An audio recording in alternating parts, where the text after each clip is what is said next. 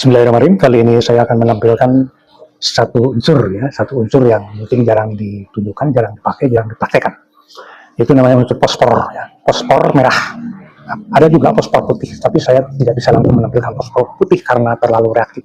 Sementara fosfor merah ini masih aman, tidak bisa. Nah, Bapak Ibu guru kimia sekalian yang belum pernah melihat fosfor, ya seperti ini fosfor merah. Nah, saya akan tunjukkan fosfor merah. Fosfor merah ini akan sulit didapat di Indonesia, sulit didapat di lokalnya sulit. Jadi memang harus impor. Tentu harganya mahal ya. Nah, saya juga cuma punya 10 flash seperti ini, dan silakan Bapak Ibu yang berminat dan ingin belajar, ingin memiliki, ya harus pesan 10. Lebih dari 10 saya tidak punya stok. Jadi fosfor ini untuk apa sebenarnya? Fosfor ini untuk berbagai macam yang sering kita sebutkan, diantaranya adalah reaksi terang benderang, katanya tempat terang benderang, gitu kan? Itu yang mengatakan terang benderang. Reaksi antara fosfor dengan oksigen terang benderang, tetapi tidak pernah ada buktinya. Kemudian juga bisa digunakan untuk membuat suatu oksida, katanya oksida asam, itu juga katanya, dan hanya ditujukan dalam bentuk gambar apa, Lewis gitu. Nah, saya ingin menunjukkan bagaimana ini, ya, ini fosfor ya, fosfor ini akan saya tunjukkan. Yang pertama, dia sebagai fungsi untuk membuat contoh dari ikatan kovalen, yaitu antara ion non-logam dengan non-logam. Fosfor akan bereaksi dengan oksigen membentuk P2O5 yang katanya disebut oksida asam.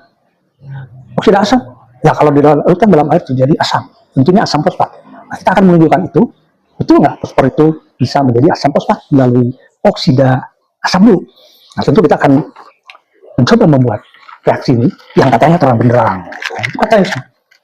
Nah, kita akan menggunakan gas oksigen yang kita buat, kemudian fosfornya harus kita buat menjadi atau diberi energi ionisasi, energi aktivasi maksudnya, sehingga bisa bereaksi dengan oksigen. Nah, di sini saya akan menunjukkan ya untuk gas oksigen dulu. Nah, ini untuk membentuk gas oksigen. Ya. Kemudian kita berikan suatu katalis, karena untuk membuat gas oksigen diperlukan katalis.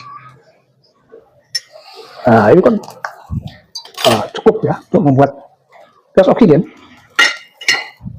Nah, kemudian ini yang kita sebut dengan fosfor.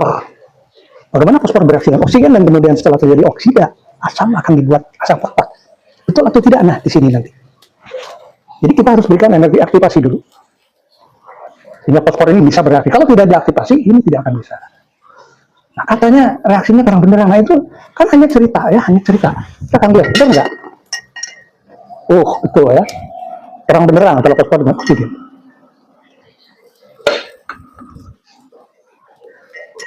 Ini fosfor dengan oksigen menjadi P2O5. Nah, inilah oksida asam yang katanya, gitu. Semuanya katanya, karena nggak pernah dipraktikkan.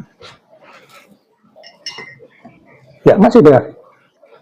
Pembentukan P2O5 dengan gas oksigen. Apakah ini betul P2O5 sebagai oksida asam? Maka kita akan tunjukkan di sini. Katanya kalau direaksikan dengan air atau dilarutkan dalam air menjadi asam. Dalam hal ini berarti P2O5 plus H2O jadi asam fosfat. Ini P2O5.